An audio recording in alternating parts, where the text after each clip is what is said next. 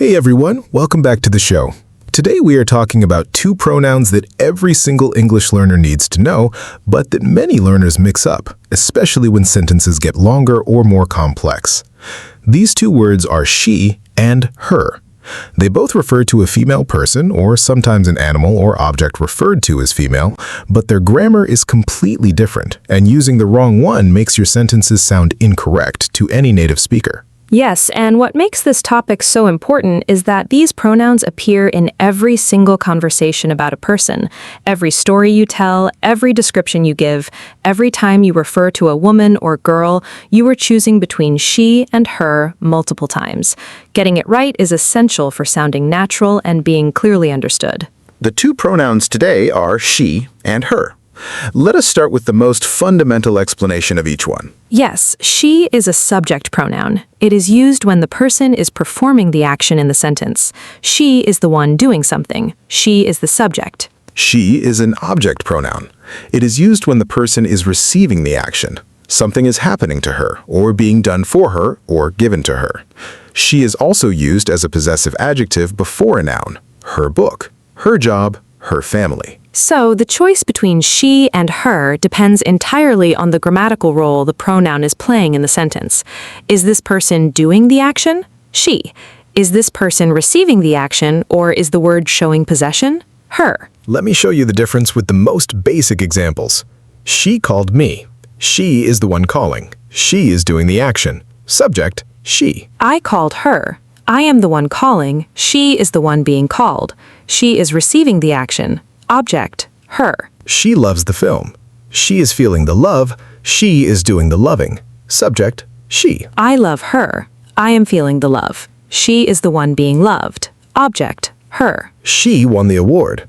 She performed the winning. Subject, she. We gave her the award. We did the giving. She received it. Object, her. In every case, the question is the same. Is this person performing the action or receiving it? Performing equals she. Receiving equals her. Now let me explain a little more about what subject and object mean, because these grammar words can feel abstract. The subject is the actor, the doer, the person or thing that makes something happen. If a sentence has an action, the subject is doing that action. The object is the person or thing affected by the action, receiving it, being acted upon by it. Think of a simple sentence like, someone kicks a ball. The kicker is the subject. The ball is the object. Apply that same thinking to pronouns. She kicked the ball. She is the kicker. Subject, she. They kicked her. She is being kicked. She is the ball in this scenario. Object, her. Now let us also talk about her as a possessive adjective, because this is its third important use, and it is different from the object use. Her as a possessive adjective comes before a noun and shows that the noun belongs to or is associated with the female person. Her bag, her idea, her children, her opinion, her decision, her house. Her bag is on the table. Her idea was brilliant. She loves her job. In all of those, her shows ownership or association. It is followed immediately by a noun. So her has two jobs. Object pronoun, she gave me her number. The first her is an object pronoun receiving the action. The second her is a possessive adjective showing the number belongs to her. She ate her lunch. She is the subject performing the eating. Her lunch shows possession. The lunch belongs to her. She told her friend about her day. She is the subject. Her friend and her day both use her as a possessive adjective. Now let me go deeper into some common structures where learners get confused. The first tricky area is compound subjects and objects. When you have two people performing an action, learners often use the wrong pronoun for the second one. She and her friend went to the market. She is correct here. She is part of the compound subject. She and her friend. Both are performing the going. A common mistake is to say her and her friend went to the market. The second her refers to the friend. That is possessive. Correct.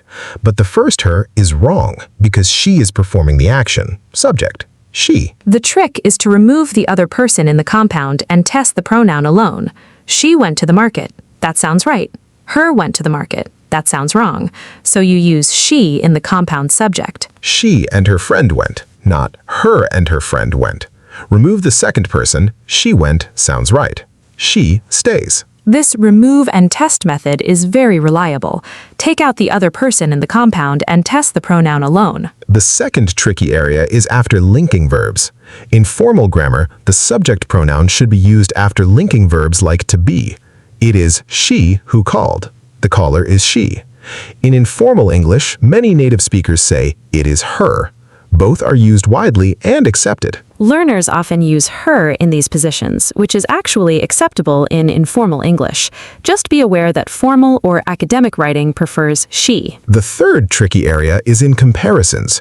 When you compare two people using than or as, the pronoun after the comparison word should technically be the subject pronoun because there is an invisible verb implied. She is taller than her. This is informal and common. She is taller than she is. This is more formal. The is after she is implied. Then she implies then she is. In everyday spoken English, most people say then her. In formal written English, then she is more correct. Both are so widely used that context determines which is appropriate. The fourth tricky area is in prepositional phrases. After a preposition, you always use the object pronoun for her, with her, about her, to her, from her, because of her. I bought this for her, not for she. The preposition for requires the object pronoun her. I spoke to her this morning, not to she. After the preposition to, use her. They talked about her in the meeting. After about, use her. Prepositions always take object pronouns. Always her after a preposition, never she. Now let me also connect she and her to the full set of English pronouns, because understanding the whole system helps everything make sense. In English, subject pronouns are I, you, he, she, it, we, they. Object pronouns are me, you, him, her, it, us, them. Each pair has a subject form and an object form. The same pattern applies to all of them. He called me. He is the subject. Me is the object, just like she called me. And I called him. I is the subject. Him is the object, just like I called her. Understanding the whole pronoun system makes she and her easier to manage because you can see the pattern. Subject form for doing, object form for receiving. Now, let me also explain how her works as a possessive pronoun on its own, not as an adjective before a noun, but as a standalone pronoun. This is mine. This is hers. Hers is the possessive pronoun. It stands alone without a following noun. Not her car, just hers. The book is hers. The idea was hers. Hers is the possessive pronoun. Her is the possessive adjective. Her book, hers. Both refer to something belonging to the female person, but they appear in different positions. Her book is on the table. Her before the noun. The book on the table is hers.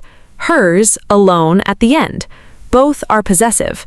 Different forms for different positions. Now let us go through the most common mistakes learners make with she and her. Mistake number 1 is using her as a subject, saying her is going to the meeting instead of she is going to the meeting. Her cannot perform an action. She is the subject pronoun. Always check if the person is doing the action. If yes, use she. Mistake number 2 is using she as an object, saying they invited she to the party instead of they invited her to the party. She cannot receive an action as an object. Her is the object pronoun. If the person is receiving the action, use her. Mistake number 3 is using she after prepositions, saying I bought it for she or I talked to she. After prepositions, always use the object pronoun, for her, to her, with her, never for she or to she. Mistake number 4 is compound subject errors, saying her and I went instead of she and I went. Use the remove and test method.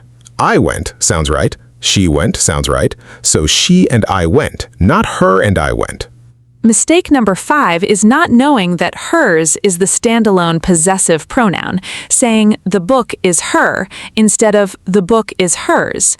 When the possession stands alone without a following noun, you need hers, not her.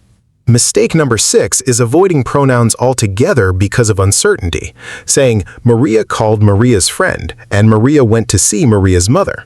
This sounds very unnatural. Once a person has been introduced, use pronouns. She called her friend and went to see her mother. Using pronouns naturally is a sign of fluency. Avoiding them out of fear of getting them wrong actually makes your English sound more unusual than occasionally using the wrong one. And mistake number 7 is not knowing the full possessive system, only knowing her as an object and not knowing her as a possessive adjective or hers as a possessive pronoun. Now, let me also briefly mention that in modern English, the pronouns she and her are also sometimes used to refer to countries, ships, and other things that speakers have traditionally treated as feminine. England expects her navy to be prepared. The ship and her crew survived. This use is becoming less common, but you may still encounter it in older or formal writing. And in modern usage, some people use she and her as their personal pronouns. In that case, the same grammar rules apply. She is performing the action, her is the object or possessive. The grammar is identical regardless of context. Now, let us do a practice round. I will give you a sentence, and you decide whether she or her is correct and explain why. Ready. Blank called me 3 times this morning. She, the caller is performing the action, subject. She called me 3 times this morning. I sent blank a message. Her, she is receiving the message, object. I sent her a message. Blank and her sister are coming to the event. She, remove the second person. She is coming, correct, subject in a compound. She and her sister are coming. I did everything because of blank. Her, because of is a preposition, object pronoun required, because of her. That bag over there is blank. Hers, the standalone possessive pronoun, no noun follows. The bag is hers. Blank manager called this afternoon. Her before a noun is the possessive adjective. Her manager called this afternoon. Between you and me, blank should have won. She in formal speech, she in formal speech. She is more correct formally. Nobody knows more than she does. Her is common in everyday spoken English. And every answer was right, and the reasoning was clear each time. And listeners, I hope you are applying the same test every time. Is this person doing the action? She. Is this person receiving the action or showing possession? Her. After a preposition? Her. Before a noun showing possession? Her. Standing alone showing possession? Hers. Those 5 tests cover every situation you will ever face with these pronouns. Now let me close with something that will make she and her feel permanently natural. Please. Think of she as the strong active form. She is out in front doing things, moving, acting, deciding. She goes, she speaks, she leads.